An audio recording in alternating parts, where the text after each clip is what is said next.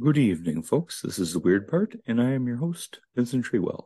My special guest this evening is Jason Andrews, a friend of the show and returning guest. Welcome aboard, Jason. Thanks for having me back, man. I'm really Oh, happy excited. to have you. Um, you, like me, were recently at the Strange Realities Conference in Nashville, Yes, Tennessee, sir. which is put on by Adam Sane and Sir Stevenson and the guys from Conspiranormal.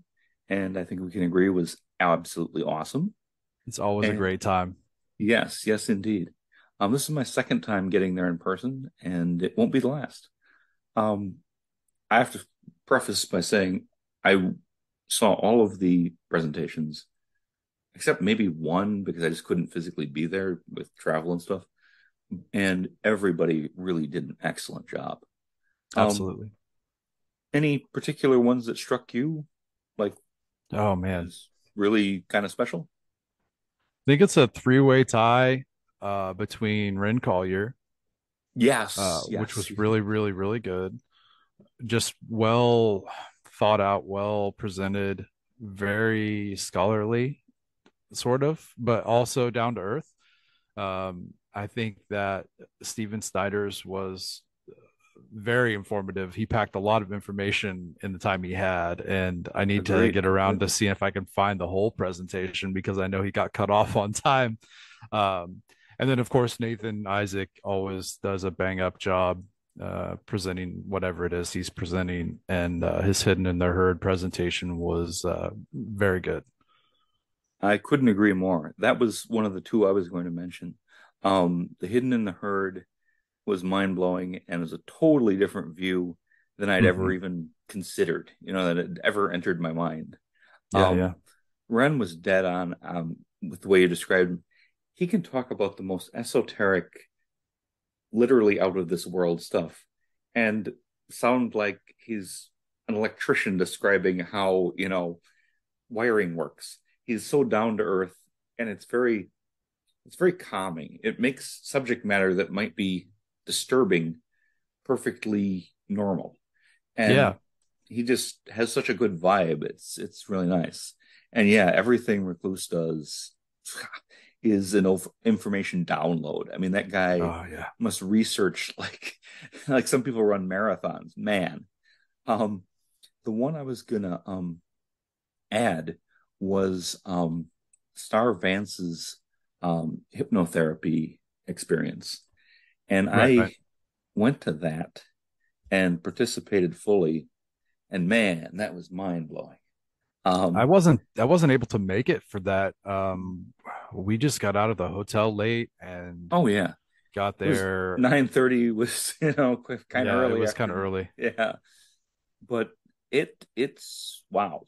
I very rarely have had anything like that kind of an experience, and it was intense, and it's had after effects that are very positive. In the time I've come back, I can only say good things about what she did there. That's Yeah. great. I remember your your demeanor, I guess, whenever I arrived and you had mentioned it, and I was like, oh wow, it really did have a profound effect on him Oh because yes, I you could just later, tell. yeah, I have contacted her since, and it's she's the real deal. It's quite something. Yeah, Oh I'm glad, man, man. I'm happy for you. it's yeah, it's improved. It's literally improved my life in the last couple of weeks. So That's that's a fantastic, good man. thing. Um, let's see. In the month, in the I think month right before last, maybe even week before Strange Realities, you did a rather unique hell-raising horror week on your podcast. Yeah, Could yeah. you tell the listeners about it? Which his podcast is Paranormal Patio, so check that out. It's excellent. Oh yeah, please check us out. We're everywhere but Apple. It's a personal decision. No, yeah, I wanted to do something totally different this year. And I arrived at the idea of playing a tabletop role-playing game with some of my past guests. And we had a great time. I broke it up across four episodes, around about 40 minutes each or so. And we played Call of Cthulhu. which is it's kind of like Dungeons and Dragons for weirdos. If you don't count the fans of Dungeons and Dragons as weirdos, like the next level of weird, because it's all based on H.P. Lovecraft's writing.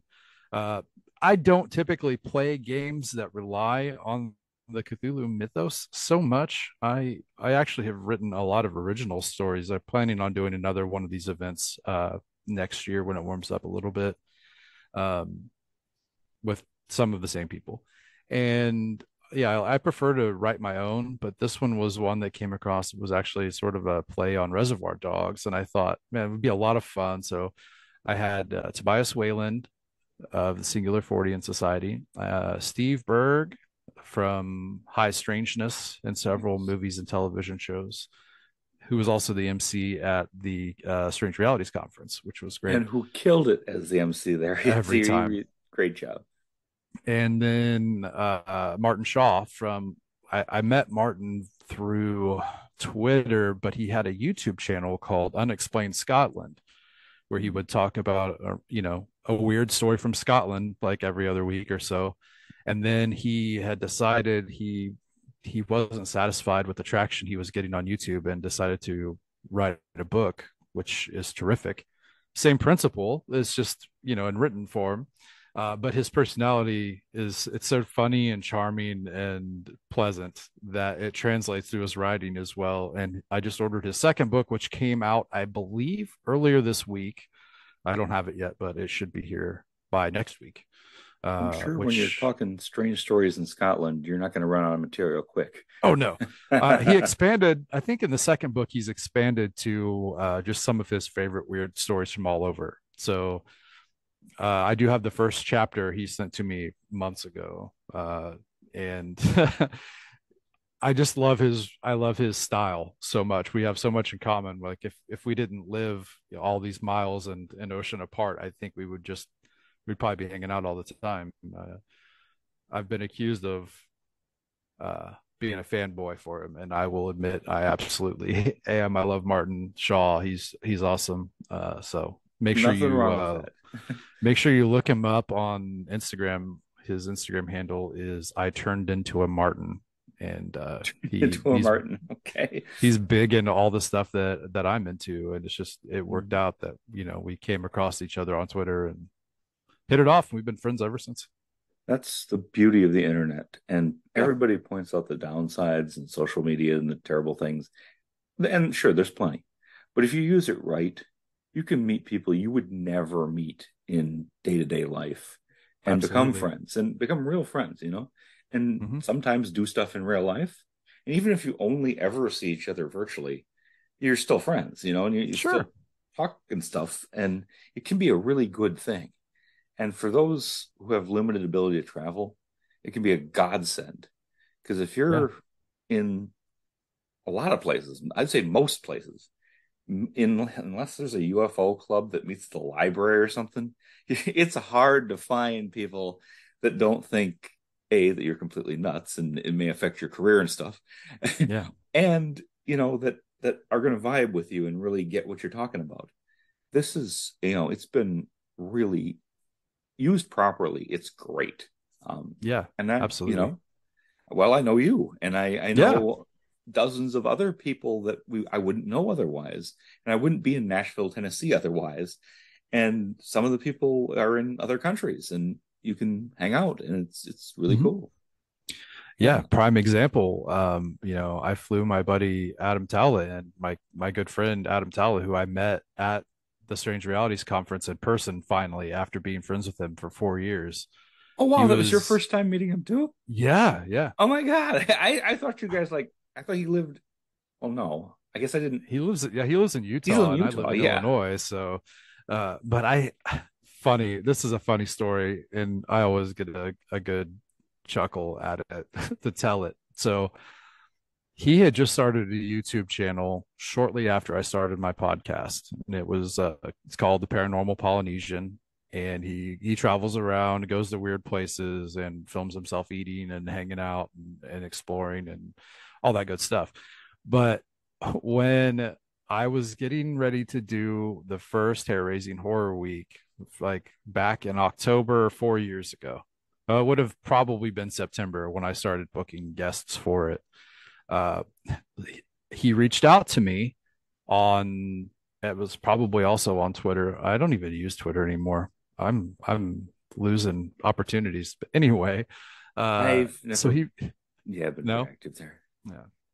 So I got a message from him saying, "Hey, I started a paranormal YouTube channel." He was like in reply to me looking for people who wanted to be a part of Hair Raising Horror Week. So we chatted back and forth a couple times, set it up, and I interviewed him, met him for the first time. The thing is that when I had been chatting with him on Twitter, I hadn't been talking to him at all. So whenever he calls in for the interview, he had no idea what I was talking about, didn't know what was going on. And I was like, we talked about this, like, you said you were going to talk about this, and this, whatever. And he's like, I just got told by my friend who's been acting as my manager that I had this interview tonight, and I had been catfished by Oh by his friend. man. I'd been talking to her for a couple of weeks about what we were going to talk about, whatever. And so after the interview, finally he's like, I had no idea about any of this. I'm sorry if I sounded really like awkward or whatever. And I was like, what do you mean? And he told me the whole story, and it was really funny. And we still laugh about it to this It's day. We not, laughed about it in Nashville. it sounds like the most benign catfishing ever. Absolutely. I'm Yeah. gonna And it get you worked an out. interview on this podcast instead of I want you all Yeah. your money or something, you know. Right. No, And and it that's worked out. I it love it. did. It's really cool. So yeah, Um, I picked him up. He flew in on the Thursday night before and stayed downtown, and he gave me the address for the hotel. I get to Nashville. First thing I do is I'm going to go pick Adam up, and so I pull up and I see him standing outside the hotel, and I'm like, okay, I've got to turn around because you can't park on this street, right? And I text him, I'm like, I'm turning around. I was stopped at a stoplight before anyone gets on me. I was not texting and driving. And before I know it, he comes running across the street and then just jumps in my car. And so we drove through downtown Nashville, and then we went book shopping. Then we went, checked in at our hotel, went to Strange Realities, and it was a great time. I think he had a really good time, and I was glad to finally meet him there. And then I finally got to meet you. I yeah. finally got to meet Tobias in person, and I met a lot of great people this time that I didn't know existed. So it was a really, really good event. And it was amazing to me how meeting people in person, it's often it's different, but it's not that different. It's like we already knew each other, Right, and right. it just it kicks it up a notch, and it's really cool. Yeah. And I've sometimes described it like the difference between watching the Tonight Show and being a member of the audience, and Mm. then Jimmy Fallon and Questlove ask if you want to go to dinner after the show. Yeah, I Yeah, yeah. do. It's Absolutely. cool as hell. So it's Yeah. a really nice experience. Yeah. I Um, usually just get, you're taller than I thought you were. And I'm like, okay, thanks. I wasn't going to bring that up, but dude, the photos we took, so I haven't posted them because I'm not visible in them. Oh, I I think like maybe from the chin up I'm visible. bummer. If you don't mind me asking, what are you like 6'7"? No, I'm only 6'4". Okay. I am Only. 5'10", the height of an average man. Yeah. Yeah. I'm 5'16". Uh, Yes. But yeah, it was great time, great experience. yeah, Um, absolutely. did you want to mention more like just how the table game played out? Oh, sure. Yeah. So it's based on Reservoir Dogs. Everybody is a criminal. They have absconded with a hoard of treasure, and they have to wait in this warehouse until midnight, the night that they arrive. And it's not long before things take a turn. I don't want to spoil a whole lot, but nothing that they think is going on is really going on. There's a big twist at the end, and yeah, it was a lot of fun. I think it was a lot of fun. We'd Sounds all had a like it. great time. So And no spoilers needed. I mean, if you set Reservoir Dogs in the Lovecraft universe, I mean, It's going to be cool. Just take Yeah, it it was from cool. there. You know? It was a cool idea. I originally had hoped that they would turn on one another more, Mhm. and there would be like, it's not a game where you like really win or lose. Like, yeah, people that don't play tabletop role playing games think that it's just like playing a video game or something. And in a lot of ways it is.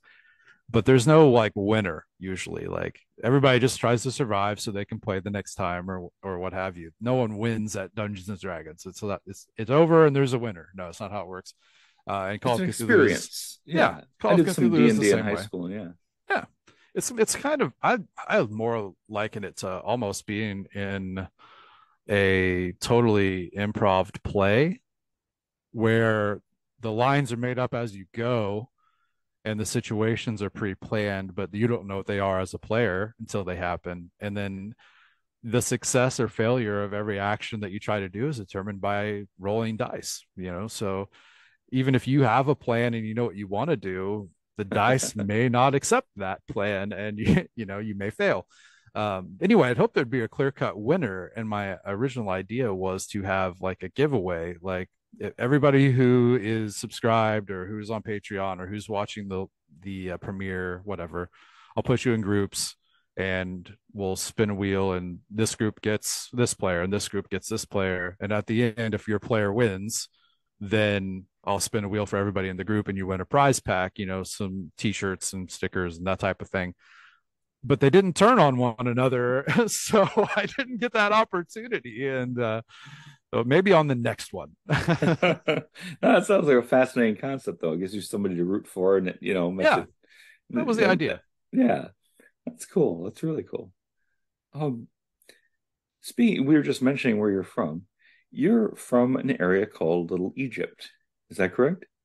I'm close to it. I Okay, don't consider where I am like I'm on the bubble. You know what I mean? I'm sure. 45 minutes ish north. Little Egypt is what is locally sort of known in Southern Illinois area, the Shawnee Forest area.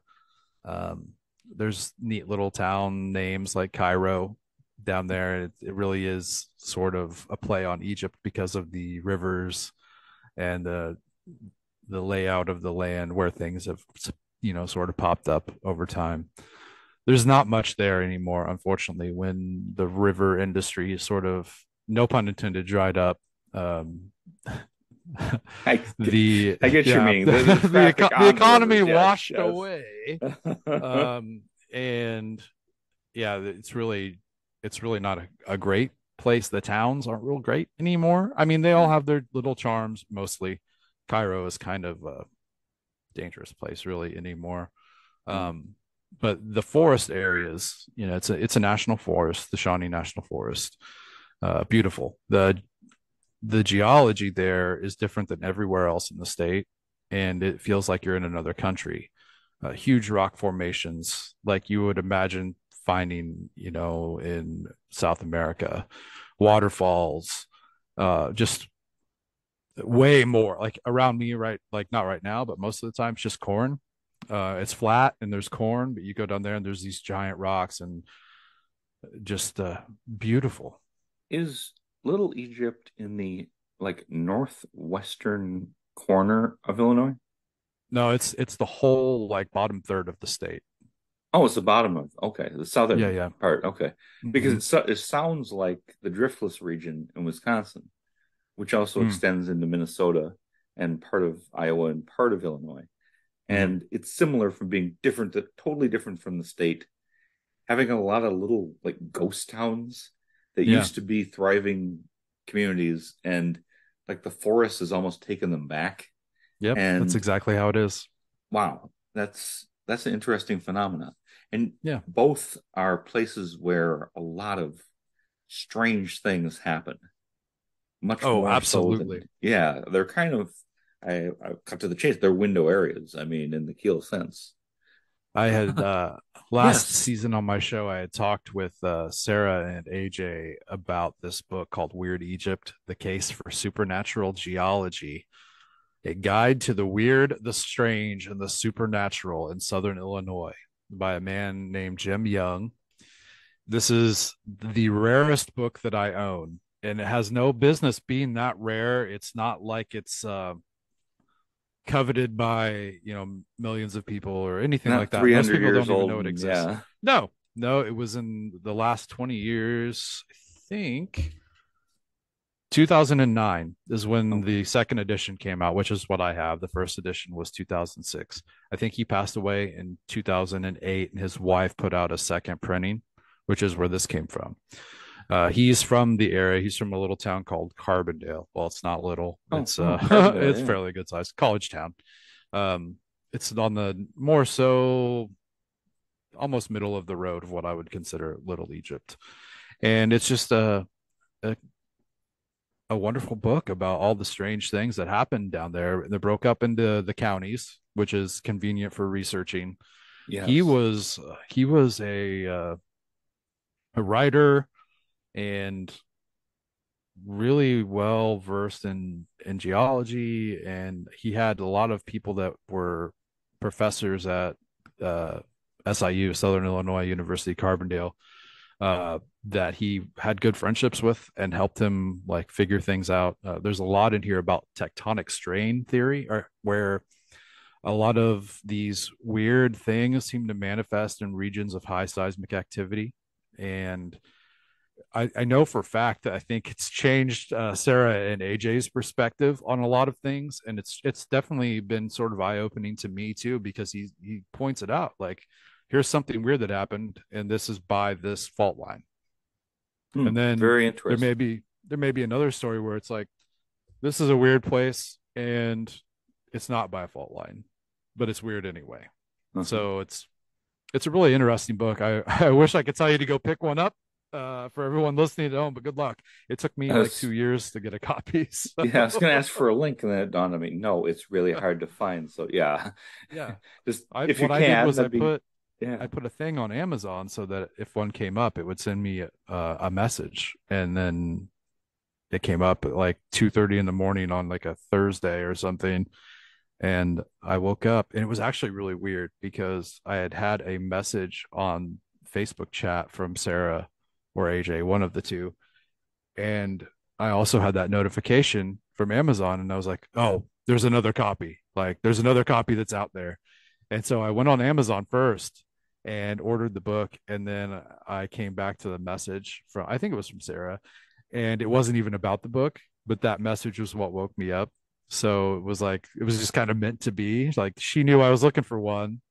And at the same time as one became available, she messaged me about something totally different, which was really, really interesting. It was Funny fate. how that happens sometimes.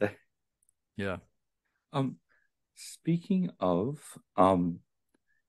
AJ Lunn and Sarah, his wife, and I don't want to massacre her last name. Yeah. Um, Parasordia. Mm-hmm. I'm on it. You're on it. Um, do you want to elaborate a little bit, or I I wish I can? could. It kind of came to be at the in the off season of my show. So really, I have done absolutely nothing other than say, yeah, you can use whatever information, whatever content that I've created on the project. No problem. I don't care. Use whatever you want. That's been my total extent of involvement, because I haven't put, other than Hair Raising Horror Week, I haven't put out anything since they started, and I'm not even sure if they're using the Hair Raising Horror Week episodes yet or not. But It's still you know, in the unfolding oh yeah, stage, but sure, it is unfolding, yeah, and I'm very hopeful about this. That it should be a superior platform. No offense to anyone, but hopefully a superior platform to Patreon, and much more focused on content providers like you and I. mm-hmm, I haven't done anything other than send AJ, you know, downloads of my show, and mm-hmm, he's handled all the tech aspects, which has been a godsend, mm-hmm. and set up the platform. I don't know to what extent the public's able to access it yet. I'm not I'm sure. not exactly. I'm not sure, and I really okay. I talked with him on the Liminal Lodge chat last night and somehow didn't remember to bring that up. Maybe I should ask him how it's going. Anyway, but well, once Nathan starts talking, it's it's kind of engrossing. Yeah, yeah. Last night's was pretty wild too. Oh So yeah, that was totally worth it. Um, just to go back a little bit, I brought up the Little Egypt thing because I thought you lived right there. Um, uh, it's close. I mean, mhm. we could go there and, in an afternoon, we could go all the way to the bottom of the state from where I am in like 3 hours. So, Wow. Were you always interested in this shit? Pardon me, but you know what I mean? Hey, it's your always, show, man. Say yeah, whatever you yeah. want. I don't really censor a whole hell of a lot. But were you always into this stuff, or was there a formative event, or how did you get So, here? yeah, I wish I had a really cool story, like an alien came to me when I was in my crib, or I saw the ghost of a great great grandparent that I didn't know until I saw a picture later on in my life or something like that. But man, I think I really have narrowed it down. I'm pretty sure it was the real Ghostbusters cartoon that came out. I was born in 1985. I believe the show started in like 87 or something like that. And I remember it vividly as a little toddler, and I remember loving it. And to this day, I still really love the cartoon. It's great. I'm a huge Ghostbusters fan, so I call myself like a member of the Ghostbusters generation because throughout basically all of my consciousness, I've had Ghostbusters there for me. And and yeah, and things got really wild in the 90s with a lot of the alien and UFO pop culture stuff. And I was there for all of that. And I started having experiences the older I got. But nothing when I was a child that drove me into it. I really think it was just pop culture. And I'm glad because I wouldn't have the interest. I don't know what I'd be doing right now. Same here. Same here. I am I'm 52, so I'm somewhat older than you, but not that much. Not that And much. so I tell myself. um, I grew up on In Search of with Leonard Oh yeah, Nimoy, sure. and that was fantastic. And then I got into the X-Files and Unsolved Mysteries, and I really preferred. I love the fiction, but I really love the fact, or at least the Mm-hmm. nonfiction, um, the investigatory, angle, Mm-hmm. and Yeah. always wanted to do that. And um, went different directions in my life where I thought I'd pick up secret information and never got anything. Um, Mm-hmm. I did get nicknamed the Fox Mulder of the Sheriff's Department, but Nice. That's a which good was title. I'd totally take it. appropriate. Yeah. In the entire 14 years, I'm no longer there. I haven't been there for over a decade, but in that entire 14 years, got one UFO call and Bummer. like begged to go to it. I was told, no, that's another jurisdiction. You go do something else. And now the one UFO call was a light in the sky, and I was working at the airport. So, I mean, it wasn't gonna be, maybe what I was expecting, but it just Still. nothing ever came up. Yeah. Walked around, I don't know, people go to these haunted jail things. I spent Mm-hmm. several years working in a jail and never saw the faintest hint of anything paranormal at all. Yeah. I think there is a reason for that, though. It was crowded, and things like that don't show up in crowds. Mm. Individuals can see extraordinary phenomena, couples, small groups, but you don't get like a big herd of people and then something usually with Right. the Yeah. No, I mean, it does happen, but it's really rare that, really you know, rare. Yeah. yeah. And then it's usually UFOs, like Mm-hmm. ghosts, Bigfoot, stuff like that. I can't think of a time when they've been seen like in public. And so if you have a Mm. whole bunch of observers, it kind of wipes it out. Um, There's several like just oddities over the years. Adam Tala told me about a giant flying jellyfish over Las Vegas that he saw when he was there, and then he sent me the news like coverage yes, of it. yes, yes. I do remember that one. So Yeah. And so, yeah, so there are exceptions, but There are those exceptions, but exceptions are exceptional. they are rare, very Mhm. rare. Let's see. So you go around and you do active investigations and Not a lot. hmm. I've spent most of that time focused on one project, and it haunts me to this day. Not for the reasons that people want it to, just that I still have to finish this documentary that I've been working on for all of these years. So a lot of boots on ground for that, and I had one thing left to film. Was going to reshoot some scenes at my own home, and the day I had scheduled with people coming over for it and all of that, everything was set up. We had a death in the family Oh that man. morning, so it was like, man, and now it's pretty chilly. So Hmm. I think it's going to have to wait, or we're going to have to do a change of venue and do something totally different. But that's been the largest boots on the ground type of thing. And then, on occasion, I go somewhere. Uh, we went I had a work trip to Virginia the first week of October. And on the way back, I had convinced my boss to let me go to Point Pleasant, West Virginia, because it's Oh. on the way. So got to visit Point Pleasant for the first time. Was great. And went out to the TNT domes, the igloos, and yeah, it was awesome. It was really awesome. I was, on my bucket list, so I've checked that off now. And Did, did you get a vibe there? I don't no, need not to, yeah, really, man. It I was don't really expect you to see Mothman or anything. Just no, it was really any peaceful, man. It impression? was Hmm. coming in the early afternoon, the traffic was horrendous because like the main thoroughfare through the town is it's a state highway, I think. Uh Oh. Huge. And then when sundown came around, it was a ghost town everywhere. There was no one Wow. anywhere. It was great. We after everybody went home or we got to where they were going, went over to like the downtown Main Street area, did the riverfront walk and all that stuff, and had a great time. Absolutely recommend it. Just plan on doing most of your activities in the evening, and you'll be much more rewarded than if you try to do it all in the daytime.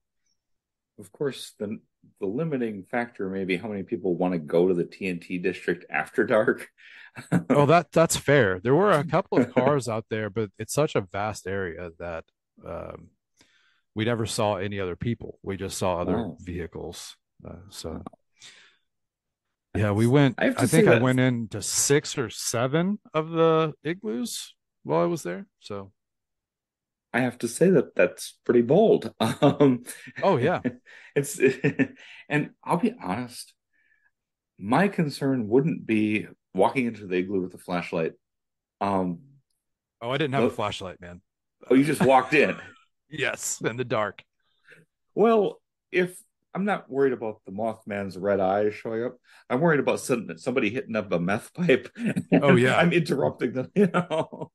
Don't think it didn't cross my mind, especially out there. It's so remote. And uh yeah, or just people up to no good, not Oh, necessarily yes, even yes. just meth, but definitely thought Oh, about the but meth part. that's only one example. Oh yeah, or a plethora of other substances that will drive a person insane, And just but interrupting any transactions that might be going on. I I don't want to I, be the guy that I shows up. worry I worry a lot less after the sort of situations I found myself in filming the documentary because I was all alone for miles and miles and miles with no cell phone signal Oh, in wow. the middle of absolute nowhere. And if something would have happened, and I constantly thought something could happen, you know what I mean? Mm. I don't even know where the nearest hospital is to a lot of these places. So I really would have been on my own completely. And, if it would have been something serious, then I'd be dead. That's, On top yeah. of that, if I would have ran into some, no good thugs or something out there and they wanted to make me disappear, it would be absolutely no problem because there's nothing around. So I had a couple of situations that I haven't talked about publicly, and I probably won't. Sorry to disappoint you. No, no, no. Um, I wouldn't try to intrude like that. No spontaneous confessions going no, no. here. But because of those, I fear people a little bit less. Like I don't have that worry hanging over me. I mean, I realize that it's possible something terrible could happen. I'm not oblivious to that. Just that fear of that thing doesn't bother me as much because I had a couple of adventures. Hey, that's good. That's good. It all worked out, especially. Yeah, Um, yeah. let's see, and I'm just gonna kind of jump around here. Um, it's been in the news, not as much lately this moment, but what are your views on the UFO disclosure thing that's going on? Oh man, I'm worried about it. I'm worried about it, Vincent. I don't like it. I think it's leading to further money going into the military industrial complex that is unnecessary. I don't think they'll ever put out information that's both true and warranted. I think it will be one or the other. And if it's warranted, it won't be something that's important. It'll be some subtle thing that people have already suspected for, 100, 200 years. I really do. It's all the time. Every time I listen to one of these things, it's about threats to our airspace, threats to our national airspace. And it's not. These things have been here forever. And if they were a threat to us, we would already have succumbed. I'm sorry. There's nothing Oh, you can yes. say to convince me that we're in danger of these UFOs. And it goes a little back and forth on are they alien creatures from outside of Earth, but in our dimension, or you have every once in a while some wackadoodle like myself will speak up and say, well, they might not be from our dimension. They might be, from something we can't comprehend. They're not really with us. They're with us, not with us at the same time. And unfortunately, they pick people for that is going to severely be a detriment to the movement because, like, Tom DeLong has lined himself up in this To the Stars Academy Mm. with a bunch of people who have spent decades lying about UFOs, and now they're the ones saying, "Well, they're not physical beings. It's something way beyond that." And while I agree with the message, I hate that it's coming from him. And I mean, I like Tom DeLong, but I Well, I don't just agree think he with was what he's been doing. manipulated completely. I think he A hundred was, percent, a hundred he's percent. this famous and rich rock star, and Yes. he's into this, at least to some extent, and very seriously, and Mm-hmm. people saw dollar signs and saw influence and saw Yes. publicity and said, we can tell you exactly what you want to hear. Mm-hmm. And hello, Lou Elizondo, who will never be a Yes. guest, but yeah. Yes. Um, and that I believe was a total scam. I Mm-hmm. I think this is just my opinion off the cuff, but I think under the umbrella of the UFO phenomena, there are multiple things. There are, and I will not discount the possibility of some sort of physical craft and alien bodies. I don't I'm not putting any money behind that, but I don't just totally discount that. But Mm-hmm. that's not what most people experience. Right. What most people experience in the UFO experience, even when they see fixed craft, is a couple different. This is very often very personal, often Mm-hmm. very directed at one individual, and that's a different matter than this other thing. Yes. And sometimes I believe it performs for us. And we see a presentation by a non-human intelligence. There was in the 90s UFOs over Mexico City, and Mm-hmm. they were seen by, I would say, millions of people, Sure.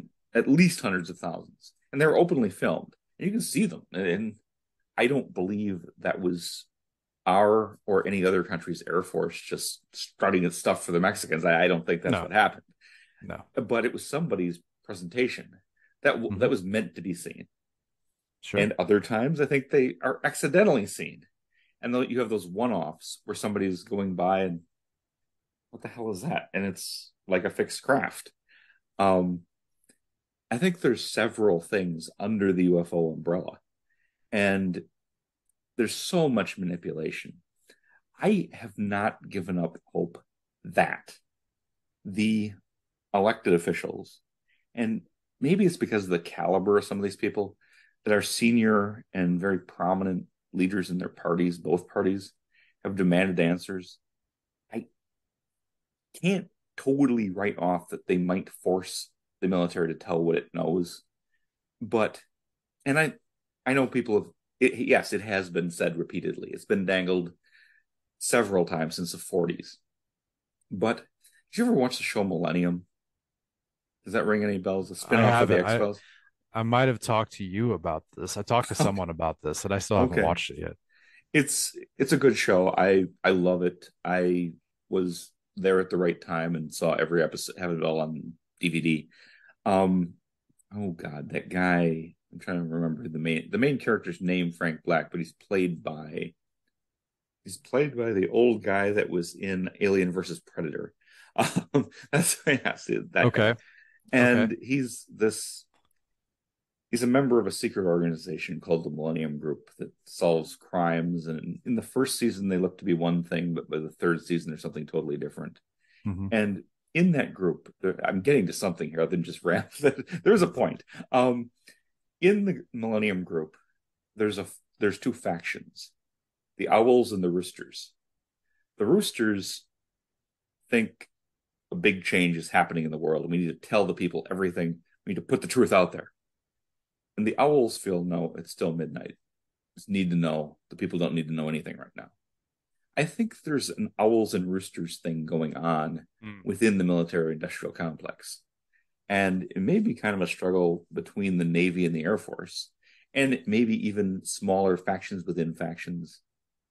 And I think there, now, possibly, there may be some people that want to put out, hey, no, we have fixed craft. You can come see them. Here they are. And here are the bodies. And there are other people who don't want that to happen at all. Yeah. The push pull seems to me to be one explanation for why we've heard this before, other than just, total con game and total get us some more money, which is also possible. But I just won't rule out that possibility completely. While I at the won't same rule time, out any possibility. I yeah, just, there you go. And yeah. even ancient stuff. I mean, if they had craft that was prehistoric to us, but it landed here millennia ago, many millennia ago, Hmm. it would still be something. It would still be something fascinating. But that's not what most people experience when they have a UFO experience. Right. Um, And and I I also think there's think room for all. Go ahead.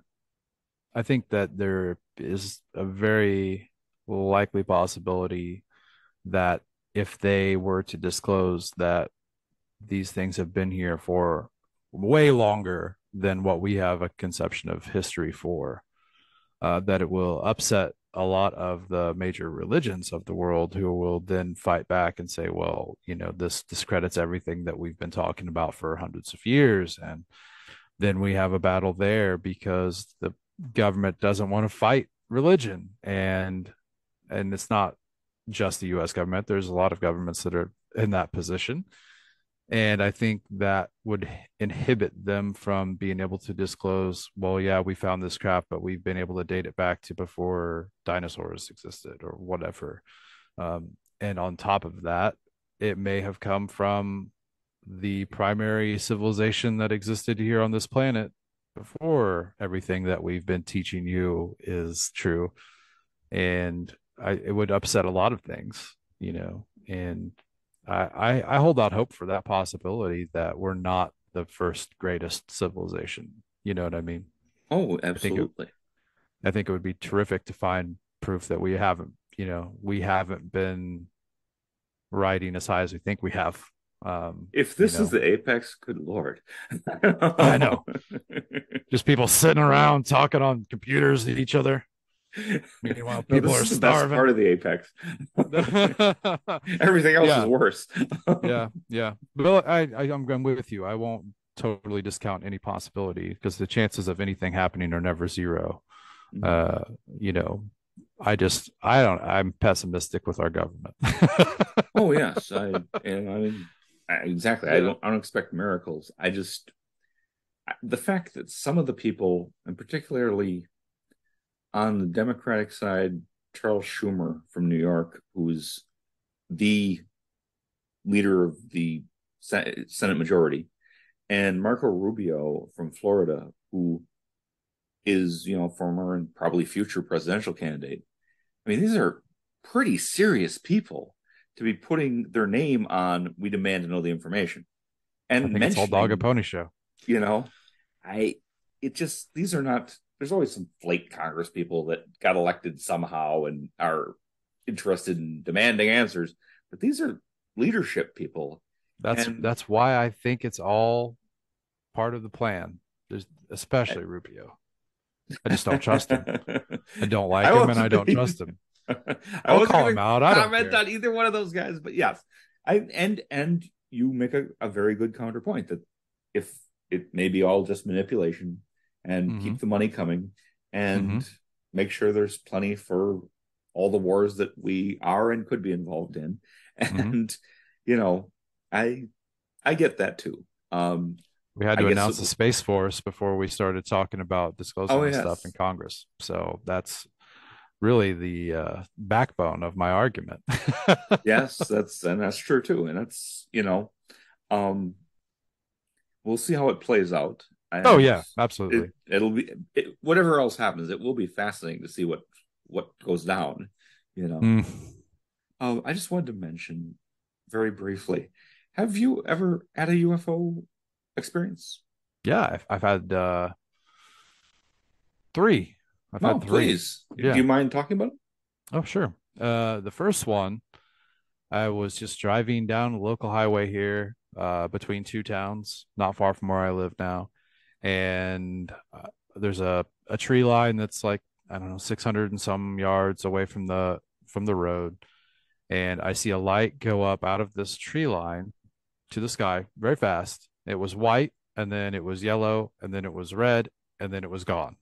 Like it just flashed these colors as it was moving incredibly fast, and then it was gone. Um, the second one No, can I bothers just me. ask No, you, sure, go ahead. Go was it a ahead. point of light or was it like a ball of light? It was a ball of light. And it's impossible to judge the Yeah, I have distance. no idea. Yeah, or Yeah, I the was going to say speed. how big it was, but yeah. But it was Yeah, I big have enough no to see idea. that it was a ball and not like just a pinprick of light. Yeah, yeah, yeah. Absolutely. Okay. I mean, it wasn't Well, humongous or anything, uh, but well, it was very visible. It was dusk too. It wasn't dark, so it was bright enough that I could see it without being in total dark. So, interesting. the second one bothers me because I have a memory distinctly different of it than uh, my notes that I have recently uncovered, because as I remember it, I'm driving to work, working the overnight shift, so it's approximately 9 o'clock in the evening. And as I come into the town that I work in, uh, probably 8 blocks or so from the edge of town, I see this bright red, enormous light hovering over the road, massive. And I think my eyes are catching a glare or something. So I was even driving past my turnoff to go to work because I wanted to see what this thing was.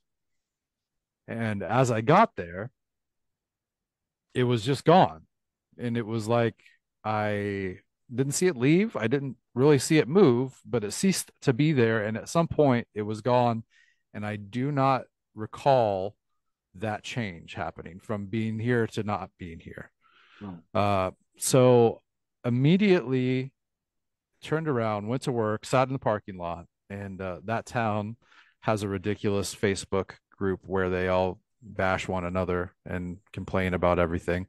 But on occasion, it has been fruitful for information. So I posted, did anybody else see this light over Main Street, and no one else did. A few people were like, maybe you saw a drone flying across the road or something like that. This thing was, Vincent, this thing was massive. Hmm. It was like, You would not confuse that with a drone. absolutely not. It was the entire width of the road plus some. And it's, I think, 3 lanes in that area where it was at. So huge, Wow. absolutely huge. They're like the size of a house, Wow. like just hanging out. Do you know, was So there I, any other traffic? oh yeah, there was some traffic. I mean, light. So some other people should have seen Yeah, it. but no one said anything. Uh-huh. Uh-huh. But who knows whether they were even, seeing the message that I put, or whether they were texting and driving and didn't even notice this giant floating red light. So that is my memory, as clear as I can tell you, of what happened. However, I was talking to someone about this recently, and I went back to find that post to see if anybody else had replied about it. And I had been able to actually find it. And in my post, I said it was a white light, but I vividly remember it being a red light. Wow. So I don't know. That was Why weird. would you It bothers me a contradict little bit. yourself is a good I have question. no Yeah. idea. Uh-huh. Just to this day, I can remember it as a giant red light. That I can see why that would be a bit disturbing. Yeah. It bothers me Wow. a little. Like, I Uh-huh. don't know. I don't like not knowing for sure. Did anything was anything else going on in your life at that point? Oh, probably. God, man. It's a roller coaster. I have no idea. I have no idea. No sweat. It's a good chance. There's a real good chance something else was going on. So yeah, that's the second one. Then the third one was 2 years ago, last August.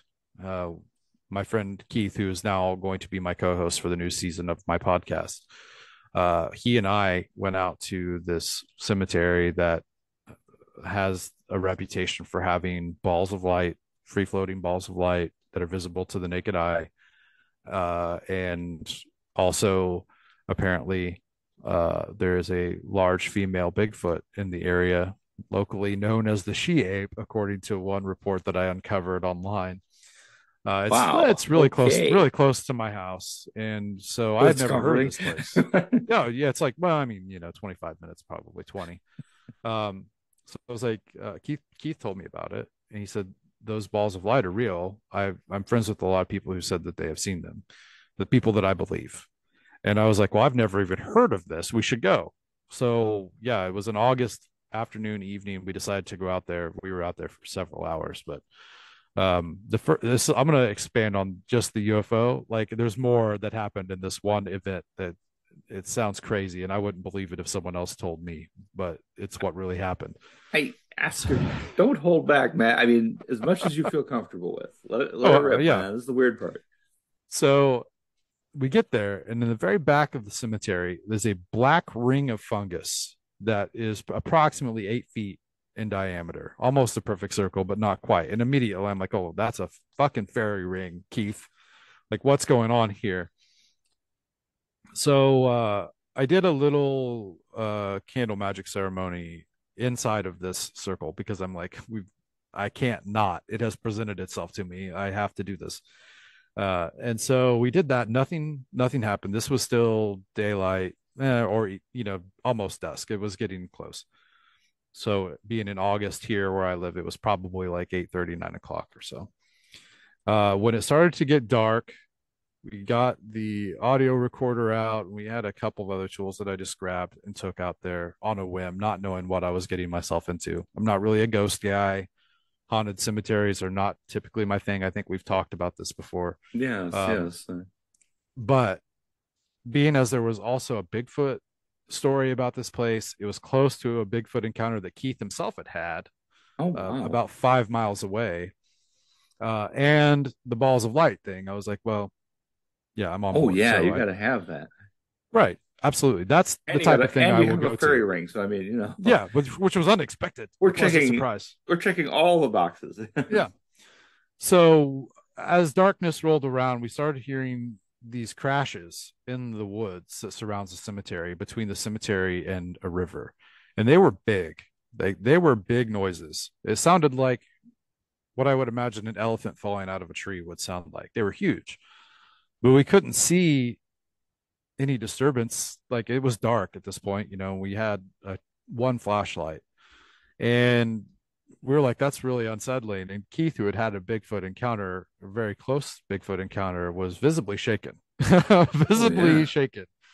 And his eyes were large and his skin was white.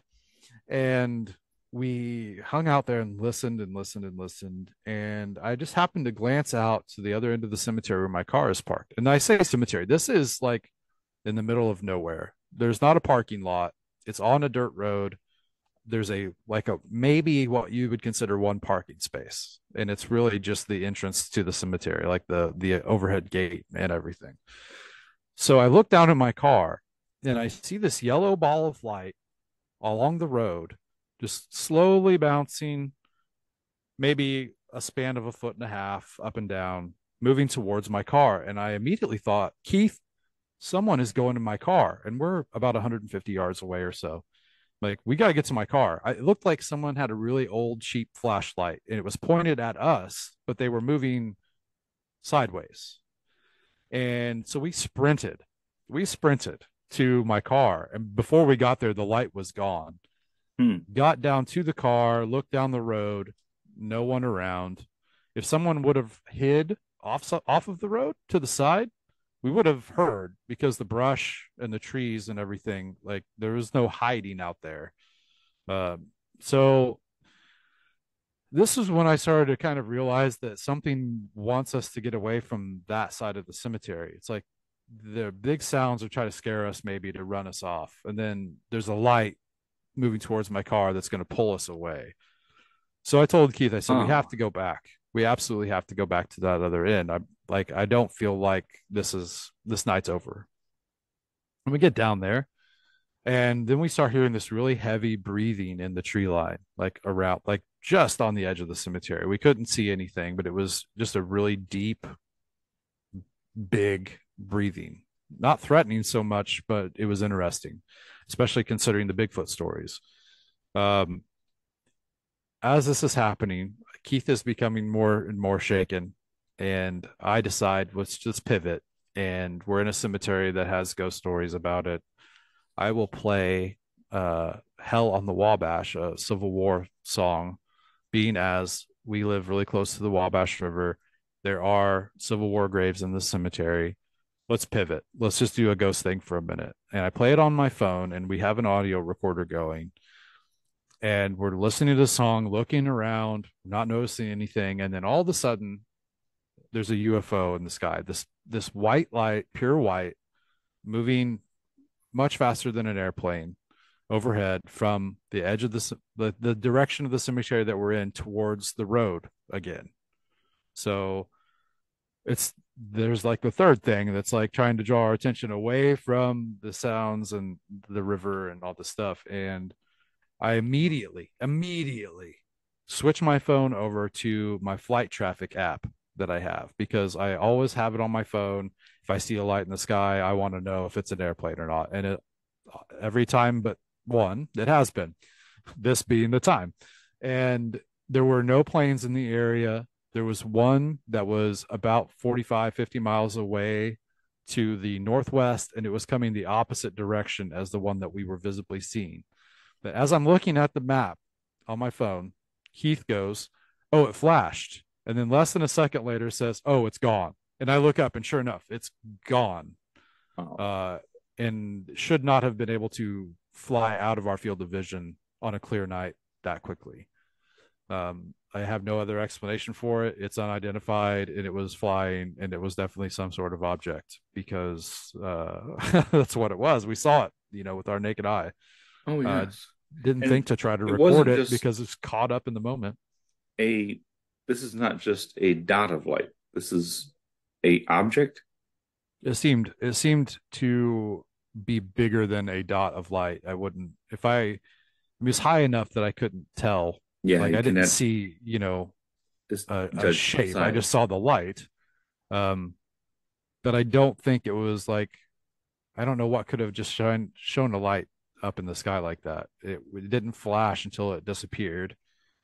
There were no other colors that would be present on an airplane. There was no sound accompanying it like a helicopter. Um, yeah, I Which don't know, probably man. would have been on your tracker, right? Or Airplane would have been. I don't know if it tracks helicopter. We don't have a lot of helicopter traffic here in the corn. yeah, On fair enough. occasion, there's an air evac life helicopter going to a hospital or from a hospital, but it wasn't going the direction of our hospital. So, I mean, there's also that. So Yes, yes. but yeah, so that was the third UFO experience, and that one was a wild night. Just all those things happening at once in a span of That 4 hours or so. that's incredible.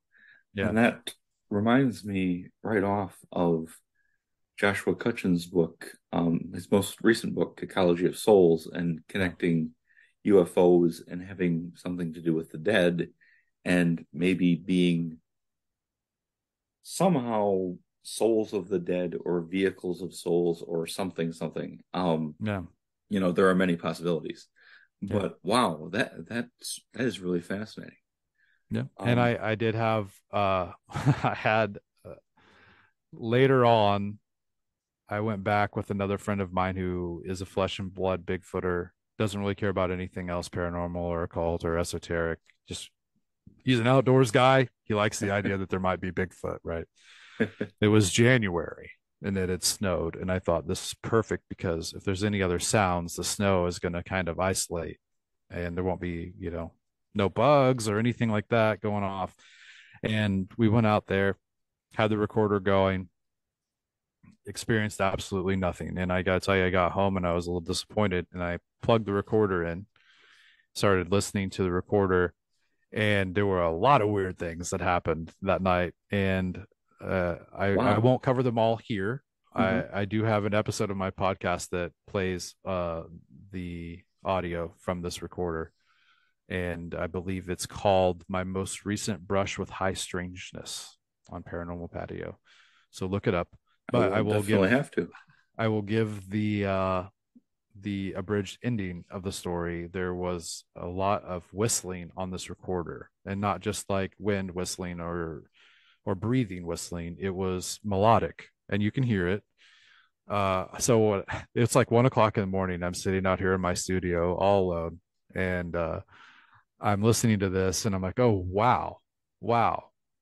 And there are a couple other things on there that happened, and then I was like, all right, like that's a lot. And I look out the window of my studio, and my neighbor has a garage right across from my studio, basically, like I don't know, a 2 lane road away.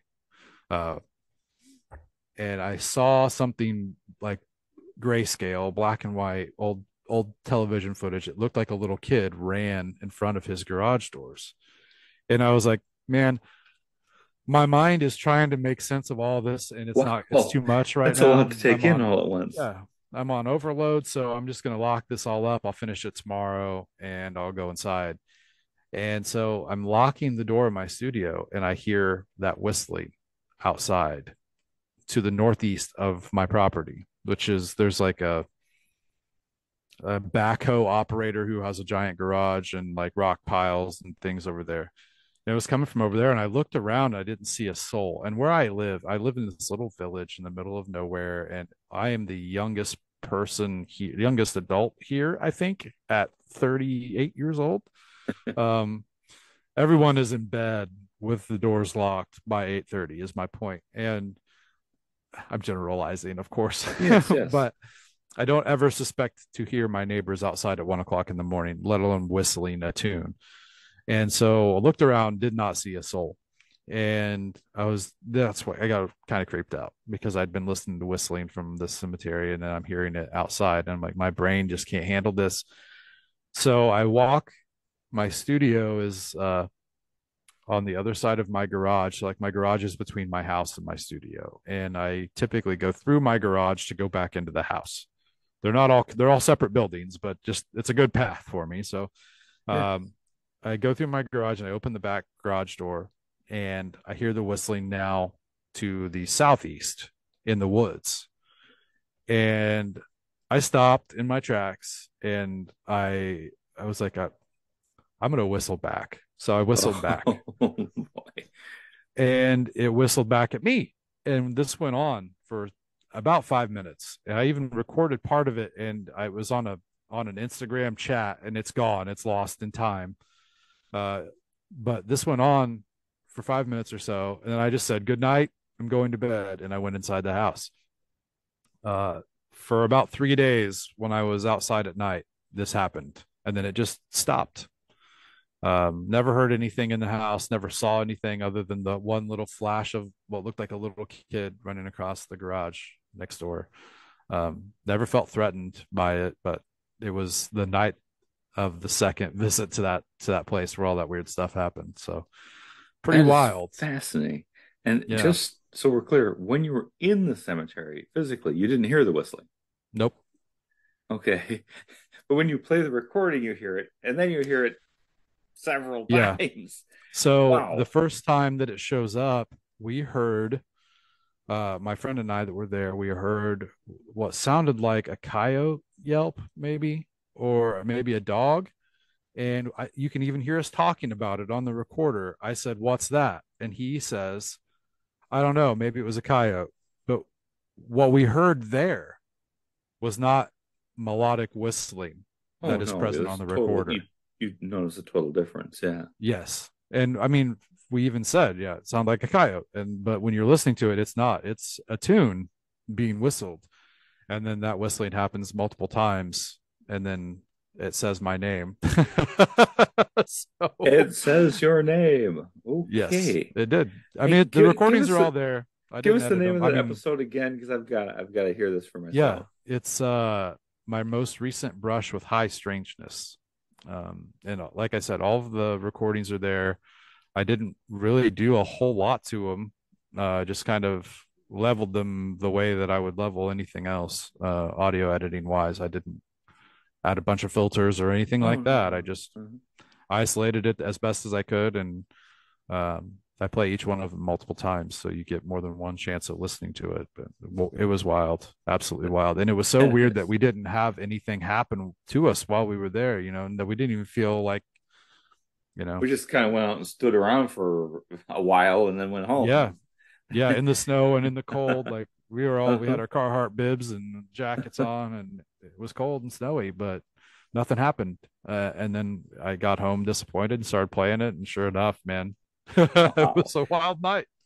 That is awesome. That is And the friend awesome. wanted nothing to do with these recordings. Like he was only there for the Bigfoot. He didn't care that there was the possibility of ghosts whistling at us, and Which he kind of didn't begs the even listen to him. question.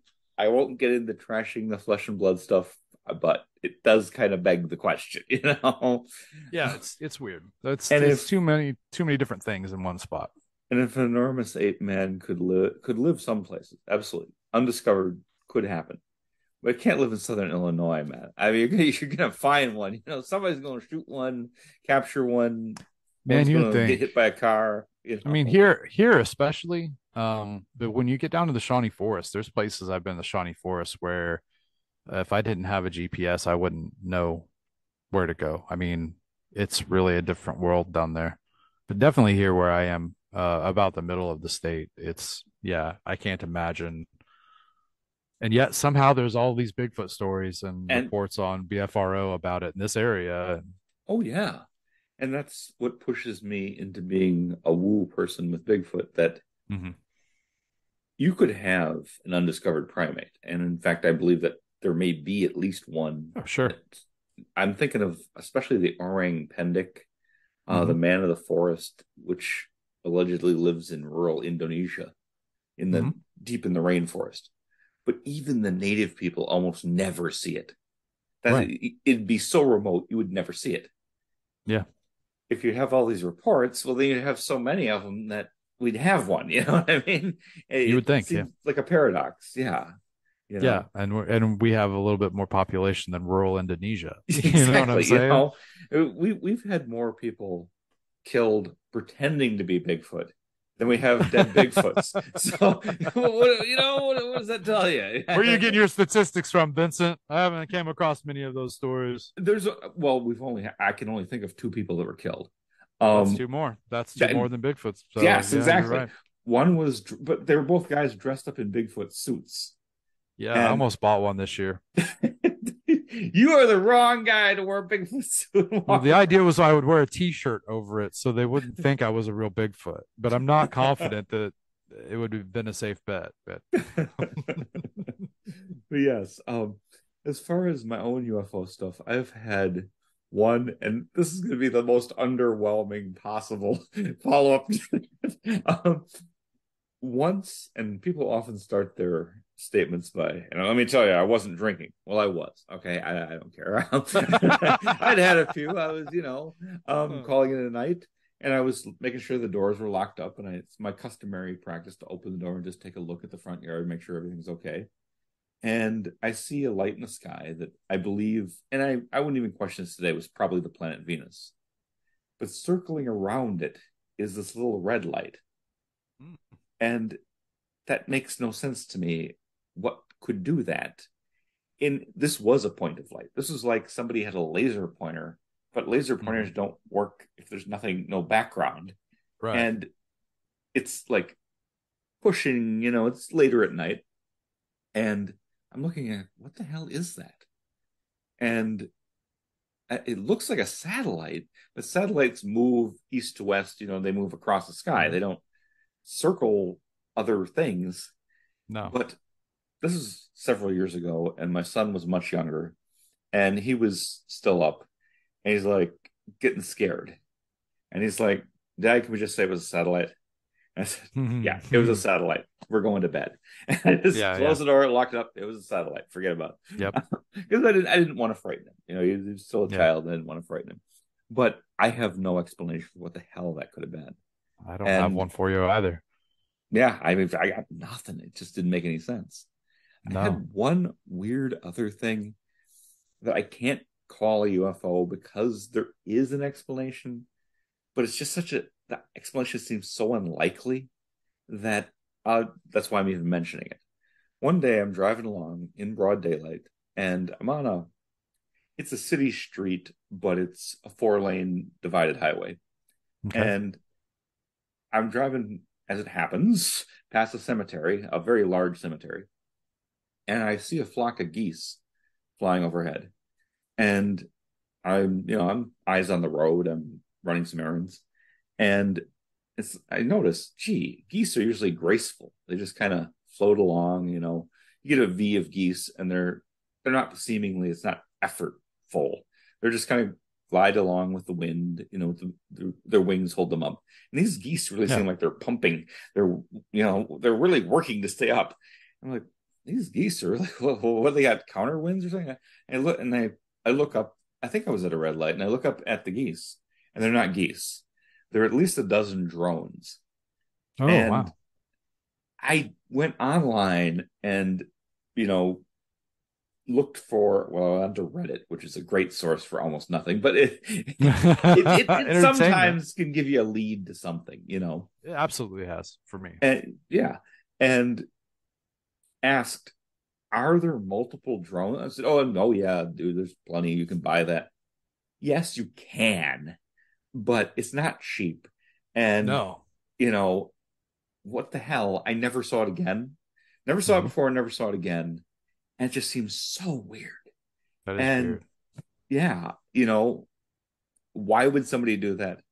And it happened to be over this graveyard and just an odd experience. I That would is just odd, man. put that in the odd. Yeah, yeah, definitely odd.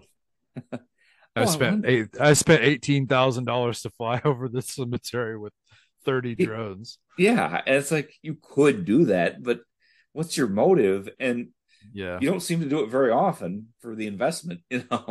Right. Because that's an There's area that lots I of drove cemeteries. like all the time. I drove it daily and never saw it again. So Hmm. it's like, wow, well, what is this really? Am I just Who seeing knows, what my man? That's weird. am I seeing what my mind can accept? Because I think I thought that's about that. a thing. I Um, absolutely have thought about that. Especially if it's a perception that it's a physical event, but it's really a non-physical event. Then your yes. mind is filling the gaps. And I don't consider myself any kind of experiencer. But I think a lot of that is because I grew up too scared of that stuff. And even today, there's a lot of stuff I don't want to see. You know what I mean? And if Hmm. you're actively don't want to see something, well, then you might not see it, Maybe not. Yeah. and you might see something less weird that you can handle. And maybe you Sure, see I it, definitely agree with that. maybe you see a drone flock. On the other I, hand, you've got weirdos like me who would, love to see absolutely anything. And, once every 3 or 4 years, there's, some weird thing, but I don't know. I'd love to see a lot more. have I ever mentioned the cryptid sighting? Yes, yes, you did. And that was Uh, an example of maybe I only saw what my mind could yeah, handle. no, Because my totally wife agree saw because a something much totally more different. traditional Bigfoot, and I Yeah, saw a bear. Now it's a weird yeah, looking bear that doesn't exist in nature, sure. but and it wasn't scary because it was running Hmm. away from us, and Right. it was non-threatening, and I had the vibe of holy crap, they can see us, I got to get out of here. Hmm. But maybe I saw the bear rather than the hairy hominid because that's all I could handle. And Sure. I Yeah, think totally that's the agree with thing. that. Yeah. Oh, I wanted to ask you during the whole whistling stuff, when you went in and said, "I'm going to bed," did you have any strange dreams? Not that I recall, man. No. My dreams are I will go weeks and weeks without remembering a single dream, and then I'll have like 3 or 4 nights in a row where I have these incredibly just off the wall, bonkers, usually funny. Like I wake up and I'm like, that was just the stupidest fucking thing I've ever seen in my life.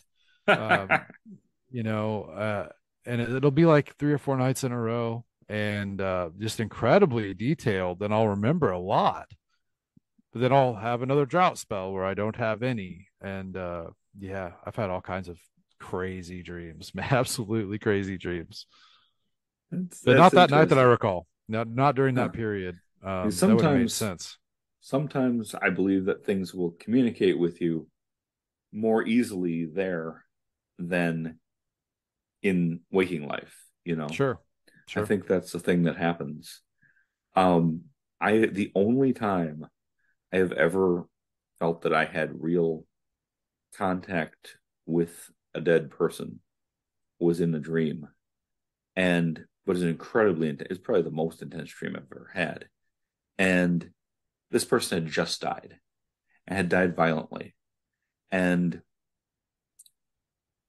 we made our peace, and we had issues, and we made our peace, and that happened in a dream state, but is 100% real. Yeah. And I have no doubt that, and obviously I can't prove this. I don't have a CAT scan, whatever. But as far as I'm concerned, I know that I contacted. Well, I didn't contact. We met each other, Sure. and we communicated, and he moved on, and that never happened again. But that was a very real experience to me. You know, Yeah. um, that's the limits of my experience, but that was enough. Yeah. I mean, regardless of, how quote unquote real it was, you had the closure Oh regardless of what yes, was. You know what I mean? So and in some what difference ways does it make? that's in some ways that's the important thing, maybe, Yeah. Yeah. because I'll never be able to present a scientific paper that this really was this guy and we really interacted, Right. and Right. maybe possibly it was just a part of my mind that needed to resolve the situation, but that's okay too. It's um resolved, right? Yes, absolutely. But So it was important. It was changing. mhm. I think of Um, things like that as the like from the movie National Lampoon's Christmas Vacation, just to be on theme here with Go the ahead. schedule. When he is driving the station wagon, he gets underneath that log truck and then shoots out over that snow embankment and lands in the Christmas tree lot parking lot. And he's like, "Oh, we made pretty good time." Like I think of that when someone tells a story like what you just told. It's like, well, like we got there. Like, what's the big deal? We got what we needed, right? Like, who cares if we drove off the road through a snowbank and ramped, down a hill? Like, who cares? We got what we needed out of it. So, I think you make a very good point. And if I can just circle back to what I was talking about with Star Vance, and um, her and I did a hypnotic regression to a past life of mine, and because I'm 100% a believer in reincarnation, um, Yes. and I have distinct memories of a past life, and she took me back to that. But we both agreed beforehand, this is not data collection. You're not going to get verifiable information through hypnosis that you can then, if you believe you drove a Model T Ford in your past life, you're not going to get the license plate. Okay, it doesn't work like Right. that. It's not your mind is not a streaming service where you can go to episode 3 of season 2 and If watch it. It only. doesn't happen like that. I'd pay good But money for that technology. oh man, yeah. But and that's even in this life, let alone we're going to a Oh yeah. past life. You're not going to get specifics, Oh but yeah. you can get closure with some things. Mhm. And I did, and it was well worth it. It was very Good. impressive, very intense. But yes, And I commend you for not saying I know for a fact this is what happened. You know oh what I no. mean? Like Mhm. a lot of people do that, especially with hypnotic regression. It's so Oh easy yeah. to corrupt the memory, even unintentionally. Oh Um, yes. Usually unintentionally, I would say. yeah, well, probably. You Again, know. you're a bit more optimistic than I am with trusting people with power. Uh, you know, But it can be very but therapeutic. absolutely, and again, you got something out of it. So what difference does it make how real it was, right? Exactly, exactly. And if, you know, I don't expect the facts, especially from a, we're even going to a past life. They're not going to be able to give you that. But that doesn't mean it doesn't have value. That's, Yeah, do, absolutely. you, do you mind if I ask your views on reincarnation? I'm for it, baby. 100%. I align my spiritual side with a lot of similarities to Buddhism, reincarnation, karma. Um, because I've seen karma play out so many times, both for and against myself. Um, it's hard for me to deny that. And reincarnation to me just man, when I was a teenager and I was struggling because I knew I needed some sort of spirituality, I was supposed to have some sort of a spirituality, and I was force fed the Bible and Christian things as a child, and I hated it. It didn't make sense to me. I thought it was dumb. I would point out things that I disagreed with or things that weren't possible, and you always met with the same arguments that the Lord works in mysterious ways, and it's not meant to be literal unless it's a thing that we're literal. There was just If even as a teenager, like I saw through it, and I was not satisfied with it, and that's I at don't about mean to 13 or butt 14. Yeah, go I ahead. don't mean to butt in, but just for 2 seconds, I have a Sunday school story where they were talking about God appointing David king, and then King David cracks down on people who are opposed to him. And I'm like, wait a minute, we don't have kings in America. Didn't we? What are we celebrating the 4th of July? We got rid of the kings. Kings are bad. Why would that? And what about freedom of speech? What are these guys? Yeah, Yeah, they're talking yeah, against King David. So what? Don't they have freedom of speech? And that yeah. didn't go over well in Sunday school. I imagine it didn't. No, uh, I Please go imagine it ahead. I'm didn't. sorry to interrupt. Watery tarts distributing swords is not a basis for government. Uh, my Python for the win. It's always applicable in life. So yeah, at around 13 or 14, I decided to try in this incredibly Christian and conservative right wing community that I live in to try to broaden my horizons. And tried to read things that were over my head a lot, thought I had a grasp on things that I didn't, and didn't really understand everything as much as I would have had I discovered them, in the last 20. But landed in the world of Jane Roberts and the channelings of Seth, Oh which wow. led me further down the road to a hypnotherapist, clinical hypnotherapist, doctor who got into past life regression work. And Okay, I can say I think that the books that he wrote with these cases that he presents I think that they're true and I believe them. However, I understand there's a very real possibility he made it all up and thought he would get rich selling these books, which I don't think he did. Um, okay, I That's accept always a that possibility. possibility is there, right? But so much of what is uncovered tied in with a lot of the teachings from Seth, and well, Seth's all bullshit too. So maybe this guy just read Seth and modeled this whole made up thing. To me, it seems like a lot of unnecessary work for the reward, and I don't think that that's the case. And maybe it's just a coincidence. I don't know. I'm open. If Jesus appeared right now, Vincent, in my studio, I'd convert, man. I'm not an idiot. Like if I'm presented with the truth, I'm going to, I'll listen to it. But I think that's not exactly always likely to happen. Um, Well, I've if it I've does, you made know that what? offer multiple times. He really wants to save me. All he's got to do is show up in my driveway. Uh, we'd shoot him. We'd kill him because he's a extreme leftist and Oh, yeah, socialist. don't get me started on how the actual Christ would be received these days That would because it be wouldn't be good. terrible. Um, Uh, so yeah, I started getting into Buddhism after that because of just tying things together and connecting dots, and I just agreed with it. It seemed right to me, and I understand that that's how most people feel about their religion, their no, spirituality, and I get that. I disagree with yours, and I expect you to disagree with mine, and we can still be friends and talk about things. absolutely. And You that's know, that's the right attitude to have. yeah. I disagree with everybody about something, and I disagree with myself 5 or 10 years ago. You know? Oh, dude, yeah.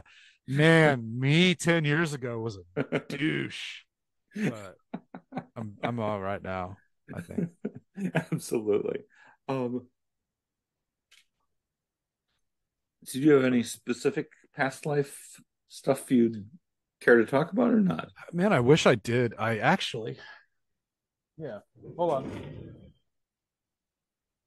I've, the dust jacket on this book has been removed, and I don't know where it is. Apparently, it's also missing the last page and the audio CD that accompanied it. But I bought this book when I was about 26, 27 years old. No, 23 or 24.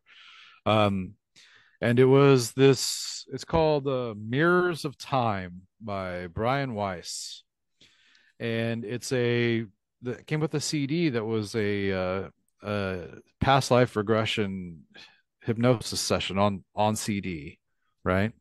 Yes, But it's yes. also a book about his work and some of the things. And I haven't read it in a long. It's a really little, tiny little book here. Anyway, so I tried multiple times with that CD, and I would always end up. It just put me to sleep, and so I wouldn't remember anything. One time though, I did have an experience with it, but I don't know how I feel about it. You know what I mean? But it Hmm. says like he takes you down the road of time or whatever, and you're visualizing and visualizing. And he asks like, look around you, what year do you think it is? And I don't remember what year it was, but I definitely saw the numbers for the year in front of me, and I was like, okay, well that's different. I haven't done this yet. And then he says, like, look down at your feet and look at your shoes and try to remember exactly what kind of shoes you're wearing. And I looked down and I had wooden clogs on. Oh, wow. And so I was like, well, like, long after when I, finished with it or whatever, I was like, I wonder when wooden clogs were like popular. And it lined up with the year that I saw. And I obviously didn't know that because I had to No. look it up. Yes, yes. But then also it was after that was like, look at your environment that you're in or whatever. And like, there was this cottage by a mountain, and yeah, it's really all I remember about it. But that's the only real experience I've had with it. So for me to say that I believe that that's what happens is like, if you're being critical of my thinking, I totally agree. Why would you believe that that's what it is? That's what happens to us, with that being your only experience with it personally. And I don't know. I guess that's the error of faith, right? We all have that in a way. Yes, but reincarnation makes so much sense to me on other levels beyond my own personal Hmm. experience that it just, I can't accept that you get one life and then you got to deal eternally with the consequences. That Yeah, just seems so incredibly unfair that, I no, totally I agree. can't buy that one. And I can't buy the atheist alternative that this guy is just a bunch of chemicals and proteins and walks around and he dies and that's the end of the story. Yeah. I can't prove that's not true, but I don't buy that at all. And if it is, well, then it won't matter anyway because there Right. won't be anything. Right. Yes, Right. Right. so I I can be totally wrong agree. about that with no consequences. Um, Reincarnation has always made sense to me since I ever heard of it as a kid. It just made so much sense. And I've had some experience. I won't, run out the time on them, but they're pretty consistent. And things that kids say who talk early Yeah. I think often are you've talked about very this. interesting. Yeah. Was it your daughter or something that Oh yes, my daughter you told me that said story? a bunch of things, including telling my wife her mother, "Well, you're my mother this time, but I was your mother last time." Right. Right. Right. Right. Right. Right. And Yep. that's a bold statement for a 1-year-old to make. Sure. Sure. Sure it is. Yeah, but So anyway, yeah, at the end of the day, like I don't claim that I know for a fact that reincarnation is what happens. I believe that you can't both know and believe something because believing implies accepting it as the truth without proof, and knowing implies you have proof that this is the way. So you cannot believe in something and know it to be true simultaneously. And I definitely do not know reincarnation to be true, but I do believe it is the truth. no, I, I love the way you put that. And that reminds me of John Keel's, you know, saying, which I wouldn't apply to this exactly, but that belief is the enemy. Once you Yeah. believe something, then you stop looking at other alternatives. But when Yeah. it comes to Yeah. spiritual matters, you want some certainty. So I get where you're I coming guess. from, I think. Yeah. Yeah. If you don't mind my asking, you mentioned when you were in the cemetery and you saw the fairy circle, you Oh did yeah. some candle magic. Yeah. Um, do you follow a particular spiritual path or a practice or Absolutely anything? not. Okay. I mean, I'm not gonna sit here and say, that I consider myself a witch, or I consider myself a mountain mystic, or a Thelemite, or anything like that. Agent of chaos, I guess. Because I tend to just, if I'm going to do any sort of magical working, really going to be an eclectic affair, outside of sigil work.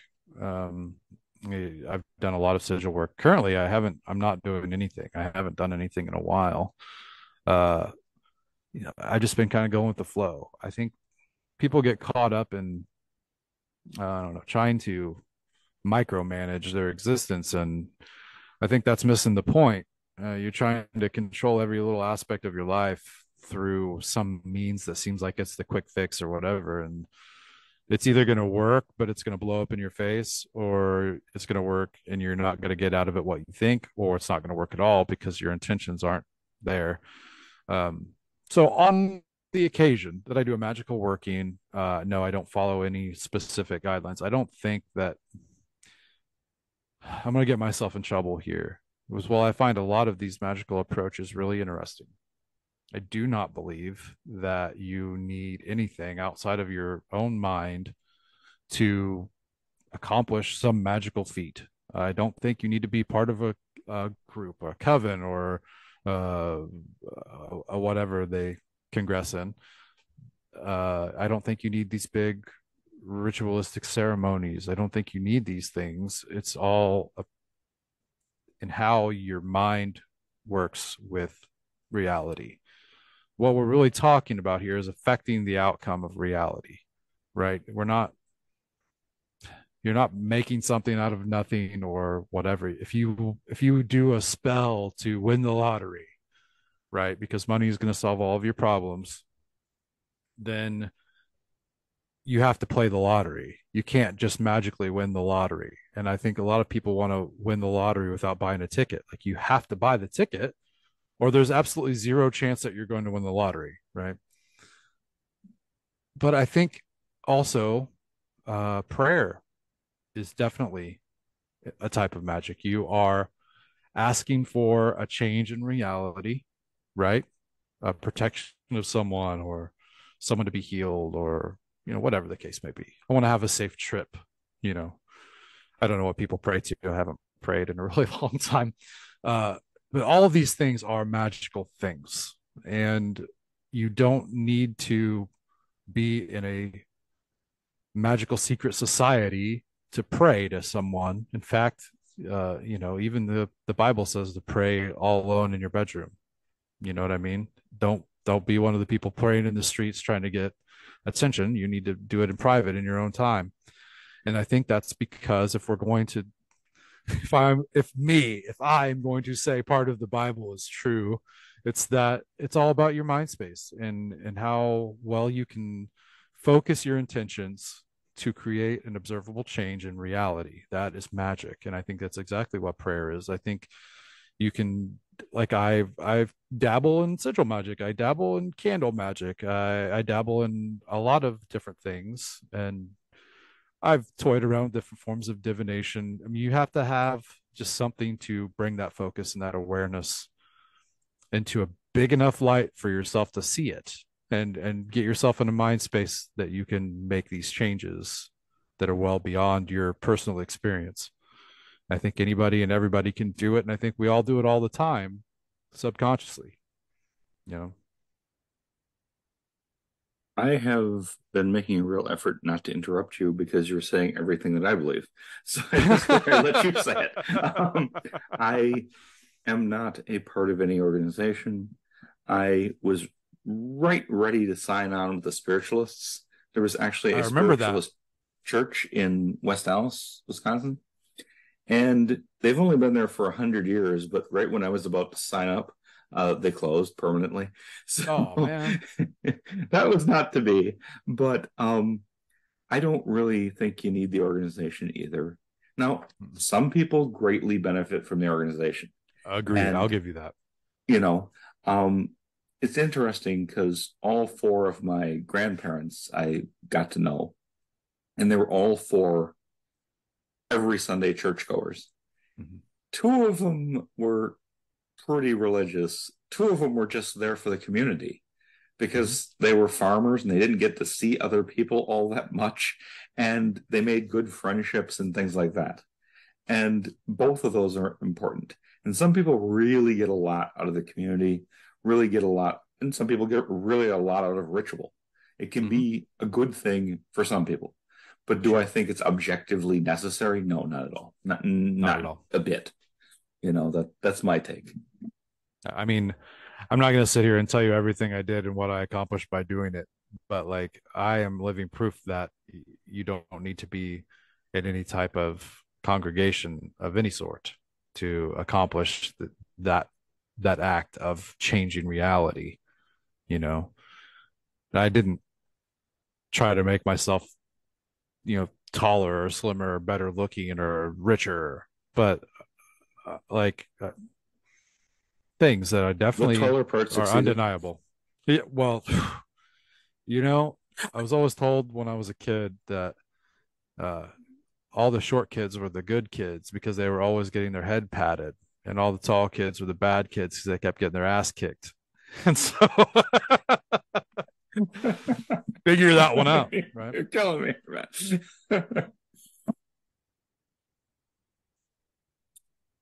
Jason, we've been talking for a little bit of time, and it has been wonderful. And I Absolutely definitely wonderful. want to have you back on. Anytime, man. Um, I think we should probably wrap it up here just for time. Sure.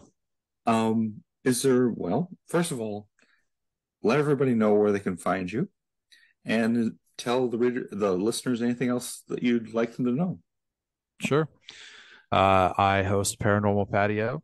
It's a podcast that's sort of, I look at it kind of as an intermediate to beginner level of weird. Sometimes we do get deep in the weeds with things that you might not be familiar with. I try to present it in a way, though, that everybody can at least get something out of it, whether you get the whole thing or not. Don't let that intimidate you. There's fart jokes too. But the new season will be starting relatively soon. I'm editing episodes right now. Not literally right now because I stopped for this interview. But it is in production and it is coming out. Thank you. Yeah, you're welcome. You can find it this year will be on YouTube as well as everywhere you get your podcasts from, except for Apple. It's a personal decision, and I never get tired of saying that. I'm not a big fan of the Apple company, and I don't use their services in any way, shape, or form, or buy any of their Nor products. do I, and it's not convenient either. No, well, it's the price we pay. So yeah, you can find us all on there. I have a new format this year with a guest host and different change of pace on the show itself. So I'm looking forward to it a lot. It's been a lot of fun to record, and it hasn't even really been that much of a struggle to edit like it usually is when it's just me and someone having a chat on Zoom or whatever.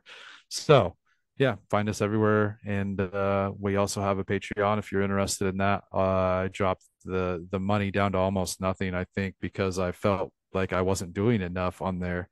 But you will have early access to everything that I put out, and usually by about a week or so. And if you don't want to wait, you can get that though bonus content on there as well. And it's patreon.com/beyond the patio. See what I did there? It's like, we're in the patio, then you go beyond the patio a little bit. So yeah. And folks, I can tell you the $3 a month that it costs to be a Patreon.